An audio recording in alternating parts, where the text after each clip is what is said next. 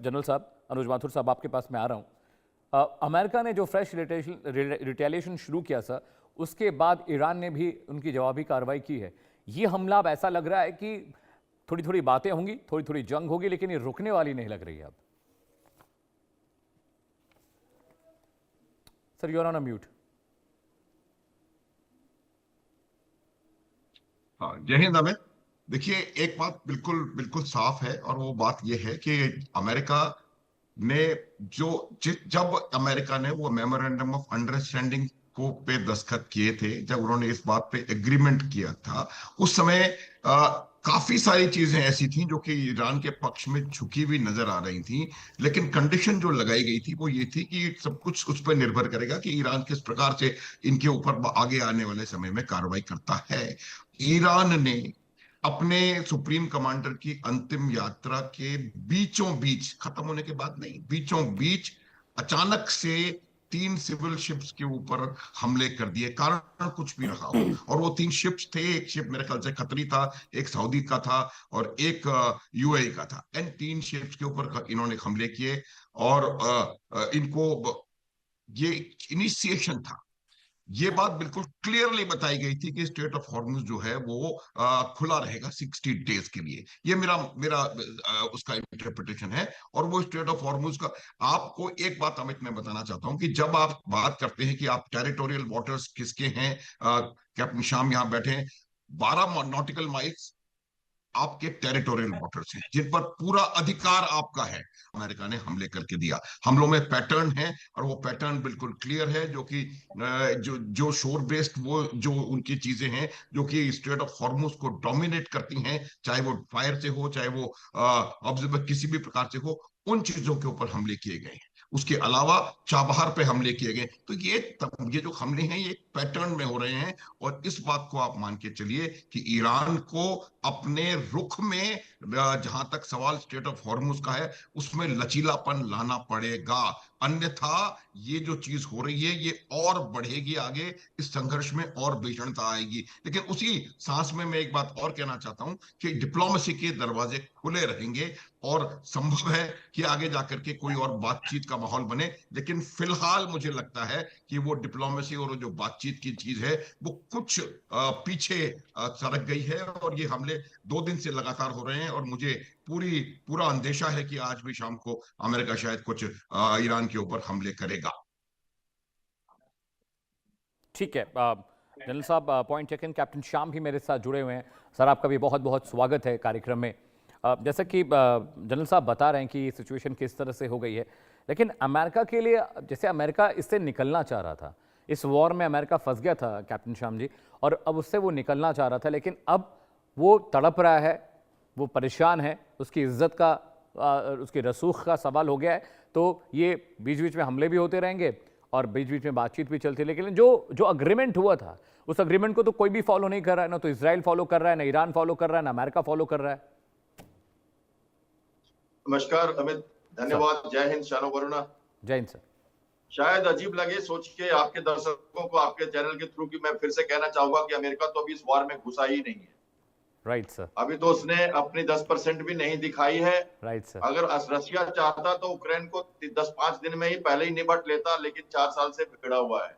कुछ तरीका है आज के वॉर का, हलक में उतरता ही नहीं है दर्शकों के कि अगर तोप नहीं दिखती, बंदूक नहीं दिखता, टैंक नहीं दिखता, हवाई, ये लड़ाई वैसी नहीं है जो हम अब तक देखते आए हैं। Right sir. ये लड़ाई दूसरे तरह की है। इसको पिछले 3 महीनों से कह के मैं समझाने की कोशिश करके जब रह गया, तब जब ट्रंप ने वापस एमओयू को खत्म करके अटैक कर दिया, तब तो समझ में हमारे दर्शकों को आने ही लगा है कि एक्चुअली ये लड़ाई वो वाली है ही नहीं, जहां सुबह सुबह टैंक तो चले और आकलन में आप कह दो कि अमेरिका हार गया, ईरान जीत गया। अब कोई तलवार के बीच की बात के बाद में कोई जीते हारेगा नहीं, कोई किसी को नुक्स पे नहीं लेके मारेगा। ये लड़ाई लंबी चलेगी, ये कभी खत्म शुरू ही नहीं हुई है ठीक से अभी। अब आप ट्रंप की बात अब सुनिए, पैटर्न ऑफ अटैक अब देखिए। जब मैंने कहा था कि ये नेवल एंगेजमेंट है, लड़ाई हॉर्मुज के पानी के उबाल को ठंडा करने की है, तब उस समय लोग ईरान, तेहरान और कैप्शन सीकर अटैक देख रहे थे, इजराइल की भूमिका देख रहे थे, ये देख रहे थे कि कितना इनहेलेशन हुआ, कितने ड्रोन्स मारे गए, कितना मिसाइल खत्म हुआ, न्यूक्लियर फैसिलिटी खत्म हुई कि नहीं हुई। अरे वो सब इनविजिबल एम है अमेरिका का। अमेरिका का मेन एम है वर्चस्व खलीफा का रोल, जीसीसी के कंट्री को परेशान करता हुआ जो अमेरिका सो कॉल्ड, मैं एक न्यूट्रल व्यू दे रहा हूं, सो कॉल्ड जो नैरेटिव है वो शांत तो हुआ ही नहीं है। तो फिर ये वॉर कैसे रुक जाएगी?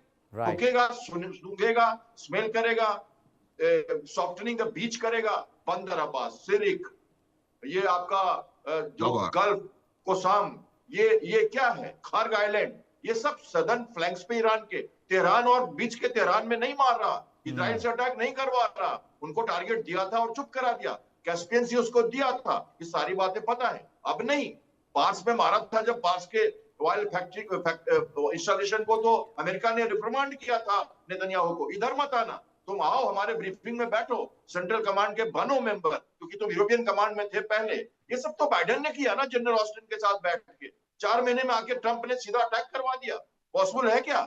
लड़ती तो मिलिट्री है ना, और 12वें दिन युद्ध बंद किया ना, एडमिरल बैट के ऊपर के ला के फिर से रेडी की मैरीटाइम एंगेजमेंट को, 40 दिन एनलेट किया, सॉफ्टनिंग द बीच कहते हैं उसको, मारा पूरी तरह से, उसके बाद ब्लॉकेट लगा दिया, फिर एमओयू डाला, फिर हटाया।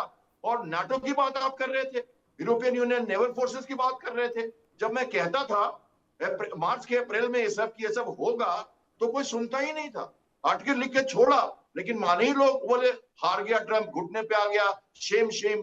अरे अमेरिका हिट एंड रन की पॉलिसी में लड़ेगा, आएगा, लड़ेगा, घसकेगा, फिर आएगा। आप करते रहो एफआईआर लॉज, आप करते रहो, सस्टेनेंस उसके पास है ना, उसके पास ड्यूरेबिलिटी है ना, उसके 11 एयरक्राफ्ट कैरियर मैंडेटेड है, उनको ऑपरेशनल रखना है, उनको डिफरेंट पार्ट ऑफ वर्ल्ड में डिप्लॉय करना है। ये अमेरिका की नीति और पॉलिसी है, कॉन्स्टिट्यूशनल ऑब्लिगेशंस है। यहाँ न रहे तो यहाँ खड़े हो जाएंगे, उसका क्या जाता है।